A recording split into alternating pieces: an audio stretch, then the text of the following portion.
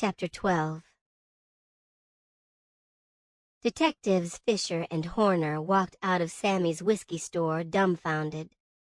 He had been sure the man would help them, but it had turned out to be just the opposite. Sammy hadn't given them any information about Sandra. The main thing he had said was that, if she was in trouble, would the policeman please notify him so that he could come down and help the girl. "Maybe we got the wrong girl," Horner said as they got in the car. "From what the old guy says, this girl would be an angel, not one who would allow herself to get mixed up in any kind of murder." Fisher shook his head.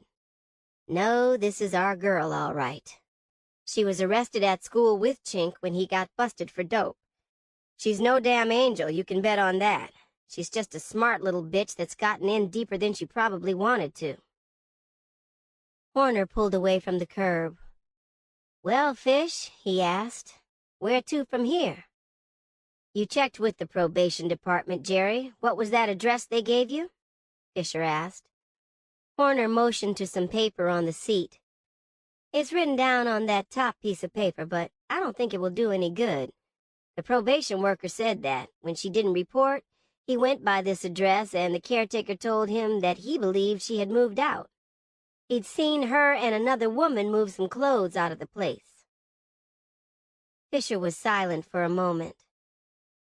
"Let's go by and check out this guy's wife. Jimmy said she got a ride home with Sandra, so just maybe she was the broad that helped her to move." Fisher gave him the address and sat back and relaxed. He was beginning to like working with the quiet colored man. The young guy didn't ask too many silly questions, and above all, he didn't talk too much. If there was one thing Fisher hated, it was being stuck with an officer who talked all the damn time. He hated it. In less than 10 minutes, Horner was parking in front of the address that Fisher had given him. The two men walked up the sidewalk together. School children walking past gave the two officers plenty of room. They knew policemen when they saw them. Shirley came to the door at once. She opened it wide. Both of the men noticed that she had been crying. "Won't you come in?" she said, and stepped back, allowing the men room to pass. "We'd like to ask a few questions," Fisher began as she followed them into the room. She motioned for them to sit on the couch.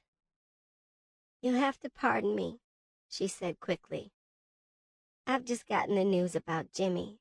I don't know what could have gotten into him. He didn't have any reason to run," she said flatly.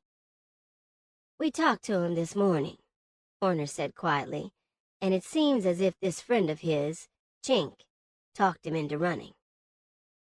Shirley cursed angrily. "It must have been that way because he sure didn't have any reason to run. I don't see how he allowed someone to talk him into running, though." "I don't either," Fisher thought coldly. The bastard probably ran on his own, or either begged the other kid to take him along. When he spoke, it was altogether different from what he had been thinking. "The only chance Jimmy has of clearing himself is for us to catch up with Chink. If we don't, Jimmy has this murder charge to ride out all by his lonesome," Fisher stated. For a minute, the men thought she was going to burst out crying, but she held back the flood of tears. "I don't know how I can help you," she said. "Where do you think they might have gone?" Horner asked quickly. "Any kind of information you can give us to where they might have gone to hole up. They have to have an apartment somewhere." Shirley hesitated, then said quietly, "I don't know if it will help or not, but I went with Sandra to their old apartment where she picked up some clothes.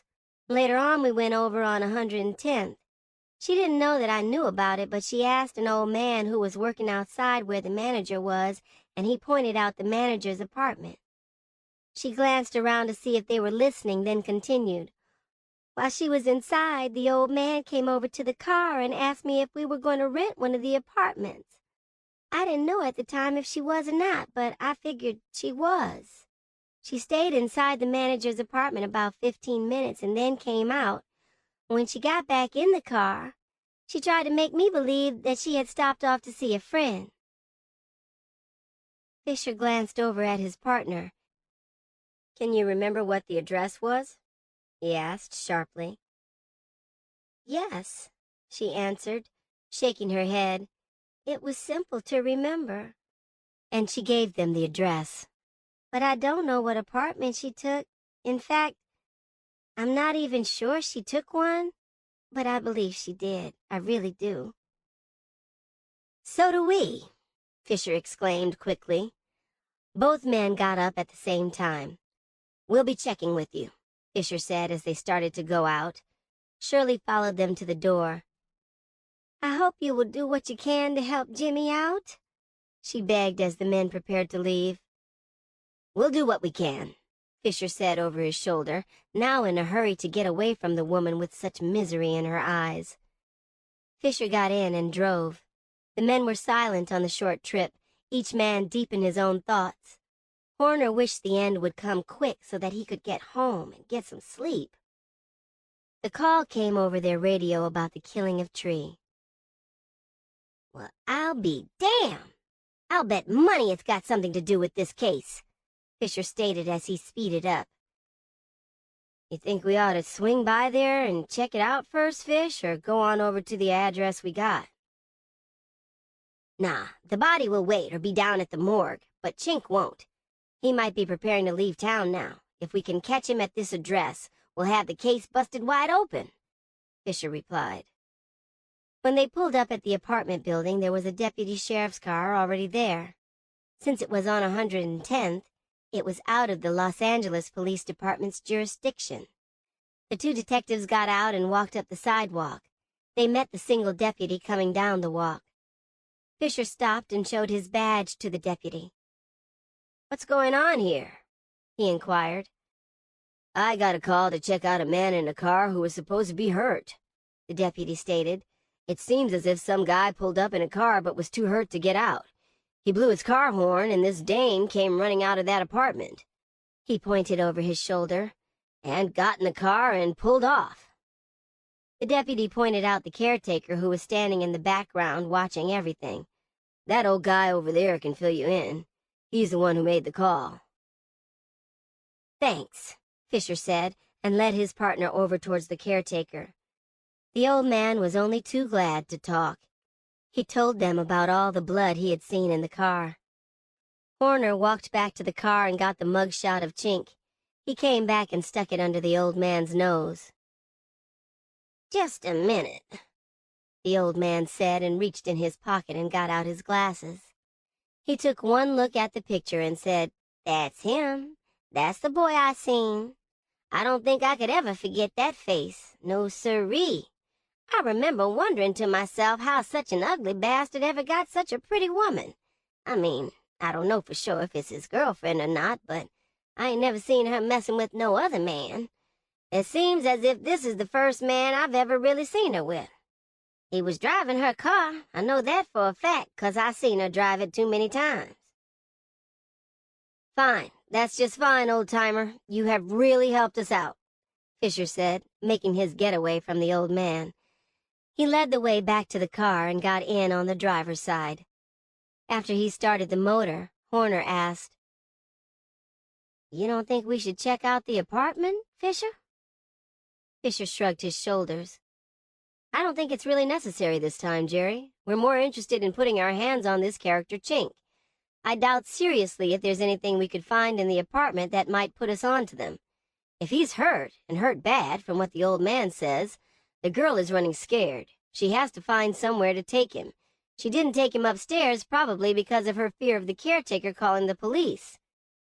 He hesitated briefly, then continued. "Just maybe. She might have gone back to her mother's house. She might believe they would be safe there, and besides, she could get some help. You got her mother's address there?" Horner glanced through his papers. "Yeah, here it is."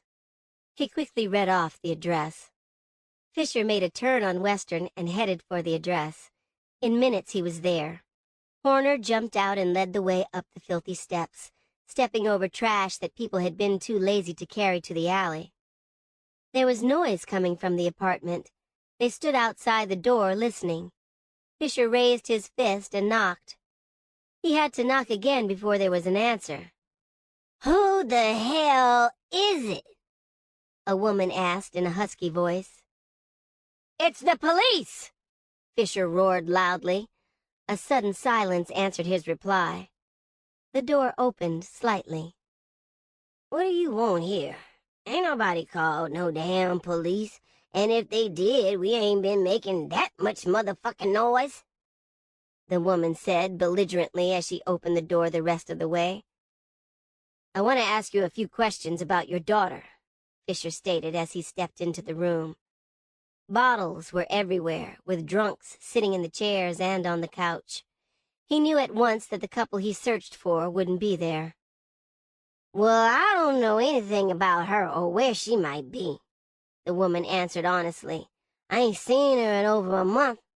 She come by one day last month and left me a few dollars, but that's the last time I saw her. And that's the truth." As the woman talked, Horner walked around the living room. He opened the bedroom and glanced in. Nothing. He gave up and came back to where Fisher was. The two men glanced at each other. There was an understanding that didn't need words. Both men realized that they were wasting their time. Fisher removed a card from his pocket. "If you should see your daughter again, please get in touch with me. It will be for her best interests if you do," Fisher stated, realizing as he said it that the woman wouldn't pay any attention to him. "I sure will," she replied, lying through her teeth. "Don't even worry about it. If she shows up around here, why, I'll just make her wait until I get in touch with you, officer." "I know you will," Fisher said coldly as he started from the apartment. When they reached the hallway, he turned to Horner and spoke. "I can easily see why she left home at such an early age," he said quietly. "Sometimes when you see homes like that," Horner stated harshly, "you can't help but wonder why all the ghetto children don't turn out bad." "That's crap, Jerry. You came up in the ghetto. But you're not mixed up in some shit like this," Fisher said coldly. "I had parents that cared, Fish. They saw to it that I had everything they could give me. If it wasn't new clothes, it was love and attention. Can you imagine that fucking bitch back there giving her daughter the love and care she needed? Shit," he continued. "These kids we're looking for, both of them should be going to school. Instead, here they are out here in the streets, wanted for murder." For one of the few times in his life, Fisher was caught for words.